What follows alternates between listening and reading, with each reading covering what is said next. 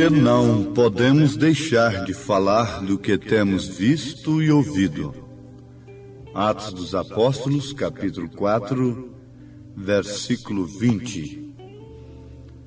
Jeremias, capítulo 1, versículo 12. E disse-me o Senhor: viste bem, porque eu velo sobre a minha palavra para a cumprir.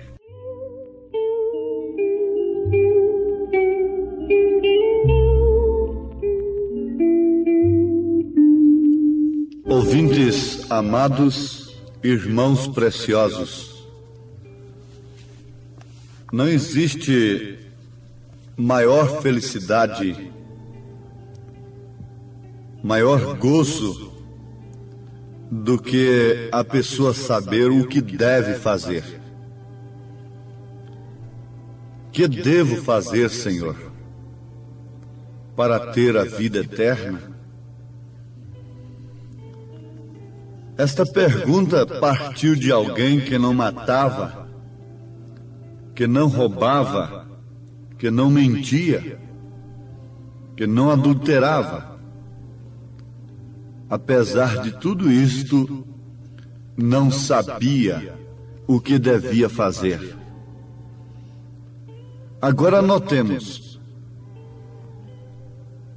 a resposta veio na casa de um ladrão que roubava, que naturalmente adulterava e que fazia tudo contrário ao que o outro fazia. E, no entanto, sem palavra alguma de Jesus, partiu daquela alma: eis que eu vou vender tudo que tenho, restituir a quem tenho defraudado, a quem tenho roubado, repartir com os pobres e seguir ao Senhor. Ali estava entrando no coração daquele homem, na sua alma, uma certeza absoluta em relação ao que devia fazer. E lógico, para herdar a vida eterna. Para ser rico, para ter coisas materiais, ele sabia o que devia fazer. Isto os homens sabem. Os homens aprendem com facilidade. É uma coisa nata. É um instinto que está no homem.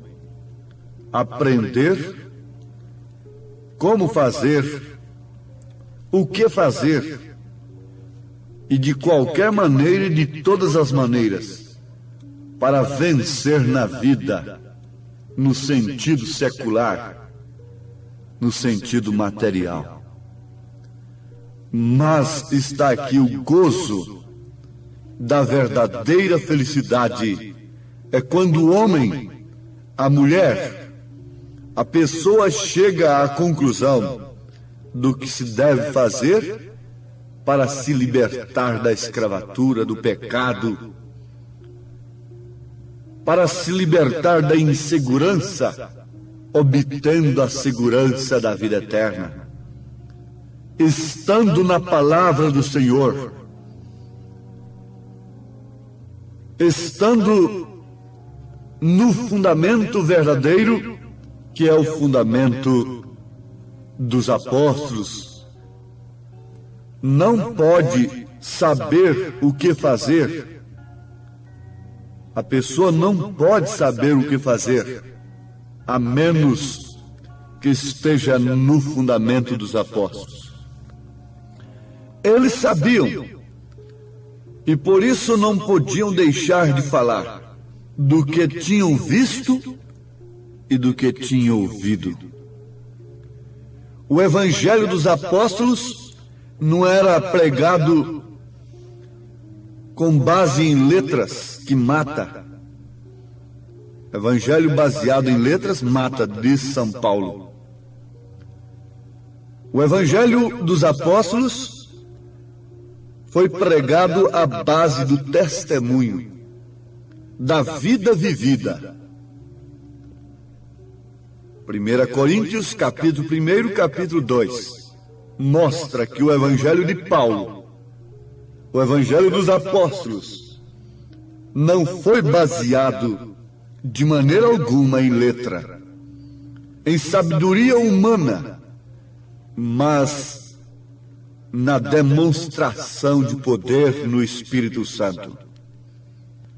Por isso, Pedro disse diante do Sinédrio que estava edificado nestas coisas, porque não podemos deixar de falar do que temos visto e ouvido. Com isto, Pedro deixou para a igreja um testemunho de que o seu evangelho não era pregado à base de ouro nem de prata, porque letra ele não tinha, todos sabiam, e o próprio Sinédrio comentou isto. Atos dos Apóstolos, capítulo 4, versículo 13, diz: Então eles, vendo a ousadia de Pedro e João, e informados de que eram homens sem letras e indoutos, se maravilharam e tinham conhecimento que eles haviam estado com Jesus. Eram sem letras e indoutos, para não escapar interpretação alguma. A Bíblia faz questão de dizer que eram sem letras e indoutos. Muito bem, mas pode ser sem letra e indoutos, mas ter ouro e prata, estar preso no ouro e na prata, estar preso no comércio religioso. Mas Pedro, em nome dos apóstolos, deixou um testemunho que o seu evangelho não estava baseado em letras, e nem tampouco em ouro, e nem tampouco em prata, mas sim no nome de Jesus. Nome de Jesus vivificado em seus lábios. Por isso, vale a pena dizer, citar o que está escrito no mesmo livro de Atos dos Apóstolos, capítulo 3, versículo 6. E disse Pedro: Não tenho prata nem ouro, mas o que eu tenho, isso te dou. Em nome de Jesus Cristo Nazareno, levanta-te e anda. Eles foram homens que sabiam o que iam fazer. Irmão Branham, o profeta desta era, diz na mensagem Estatura de um Varão Perfeito, parágrafo 280, que os apóstolos subiam no púlpito, isto é, se apresentavam diante do povo, sabendo o que haviam de falar, e o que eles falavam correspondia, isto é, tinha o testemunho, era acompanhado com o testemunho. O sermão, a pregação, a vida dos apóstolos era acompanhada do testemunho, era autenticada, o evangelho deles era autenticado pelo testemunho que se seguia. Os sinais seguiam a palavra. Agora, diz o profeta que eram homens de poucas palavras, que não conversavam muito, não tentavam argumentar, não tentavam convencer o povo através de argumentos intelectuais, de convencer a tal e a qual para se batizarem, para pertencerem à mensagem, para isto e para aquilo. Eles não foram homens de conjecturas, mas foram homens que realizaram. Por isso não estavam presos nas letras, e nem tampouco no ouro e nem na prata. Moisés sabia o que devia fazer. Moisés foi um homem que teve a oportunidade de ser um tipo de Cristo. E ele deveria libertar o povo, o seu povo. Tirando, a libertação seria somente através de um êxodo, Muita gente quer libertação, mas sem êxodo, sem saída, sem separação. O povo quer libertação, mas quer continuar lá dentro do pecado, escravizado pelo pecado, pelos prazeres carnais. E não faltam pregadores que alimentam a esperança do povo neste sentido. Mas Moisés não foi assim. A razão podia dizer para Moisés: Moisés, você vai ser faraó. Você vai ser chamado filho da filha de Faraó. Portanto, você será um faraó. Vai existir uma múmia quando você passar, a múmia de Moisés. E com o poder que você vai ter, Moisés, você vai ficar na história como o libertador de Israel. Por quê? Você estando lá em cima, você vai dar livre arbítrio para o seu povo. E o seu povo vai ter liberdade para voltar, para sair e entrar a hora que bem entender. Você terá todo o poder lá em cima, Moisés. Como é bom nós colocarmos um representante nosso lá em cima. Isto soaria muito bem, mas não foi assim. Leiam aos Hebreus capítulo 11. Vai lendo. Quando tratar do assunto de Moisés, vocês vão constatar que ele rejeitou esta forma e preferiu sofrer por um pouco de tempo com o povo de Deus no deserto, mas para deixar uma coisa baseada em testemunho, para exercer o poder, não de um faraó, mas exercer o poder de um profeta, exercer o poder de um homem que falava com Deus e com quem Deus falava.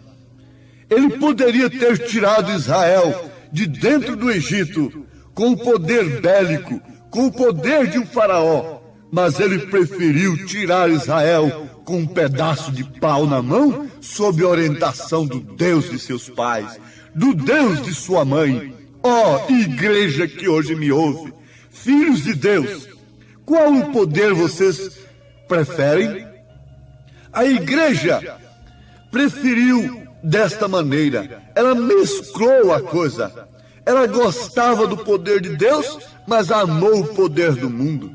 Por isso, quando o imperador Constantino lhe ofereceu esta posição, sem revelação ela aceitou. Mas os eleitos de Deus não caminharam naquela arapuca, não entraram naquele laço, porque o laço do passarinheiro não pode de maneira alguma laçar aquele que está escondido no esconderijo do Altíssimo, descansando à sombra do Onipotente, cheio da revelação do Espírito Santo, carregando o testemunho de Cristo dentro da sua vida, dentro do seu âmago, dentro do seu coração, crendo perfeitamente que o poder do Evangelho, o poder da palavra de Deus é suficiente para lhe dar a glória eterna, o descanso eterno, sem precisar de mesclar a coisa, sem precisar de se misturar.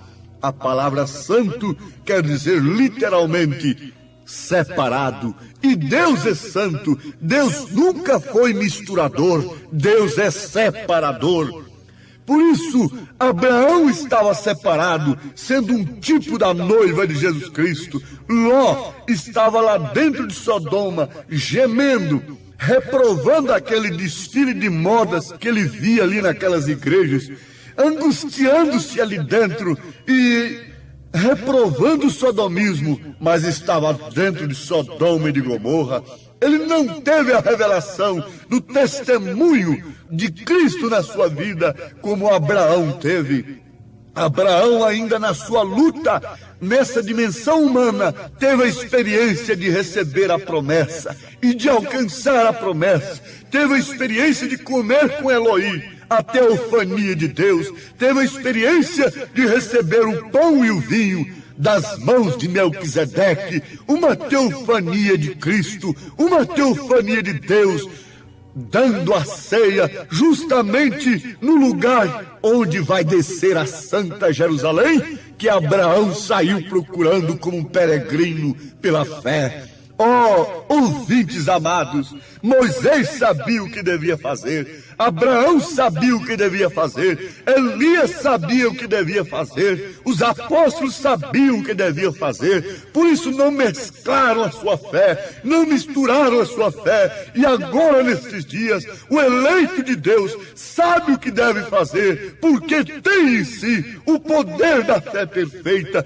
o espírito do Elias em porção dobrada, o manto sagrado, a mensagem do Elias, o poder do Espírito Santo, iluminando a sua vida. Você, mulher, deve saber como se vestir, como se portar, como entrar, como estar no posto do seu dever.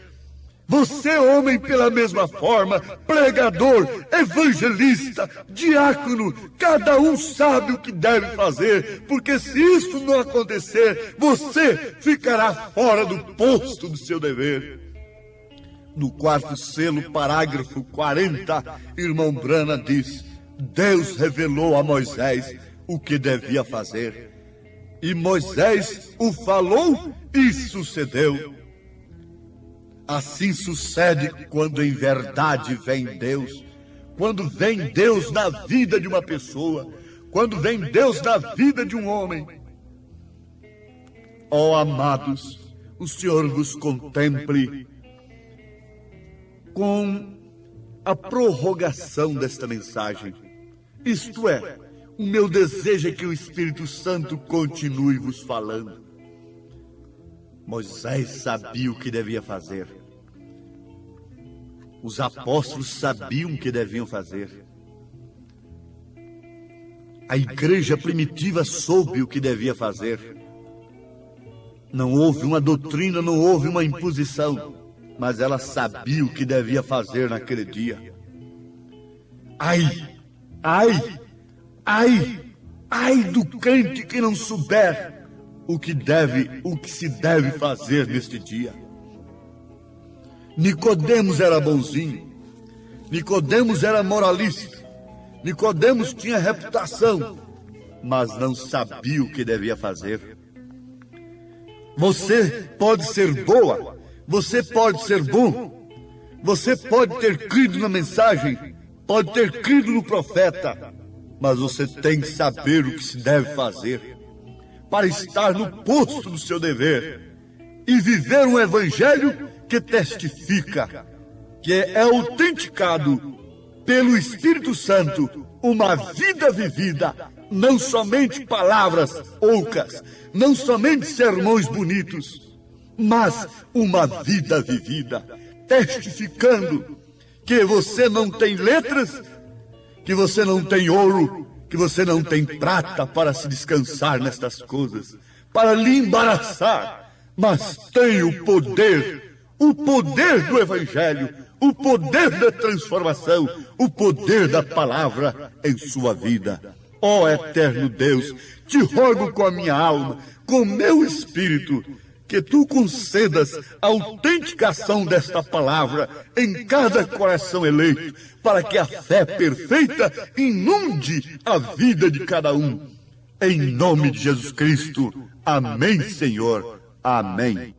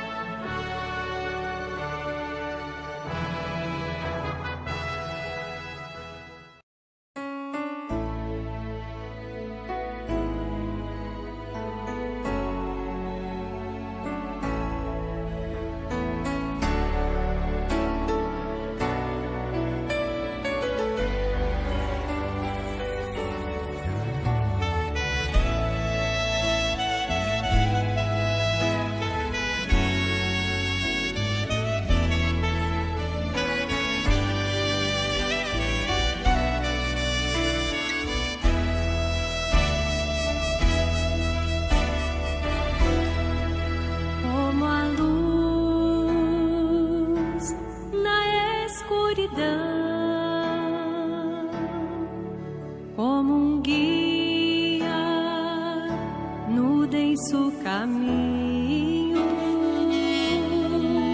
como o sol que nasce nas trevas, é Jesus, o meu Criador. Eu era sem forma e vazio, mas Deus disse em mim haja luz.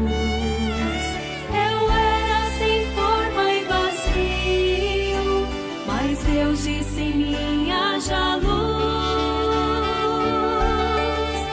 vive em mim e sopra minha vida, plante em mim a tua palavra, sou a casa, faz-me a tua morada.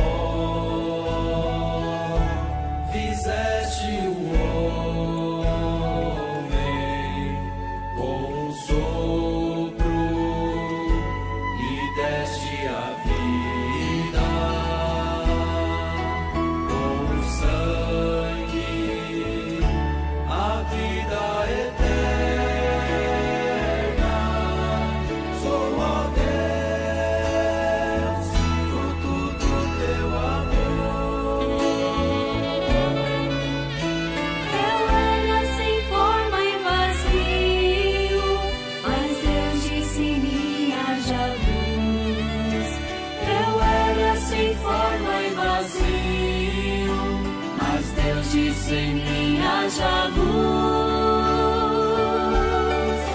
vive em mim e sopra minha vida, plante em mim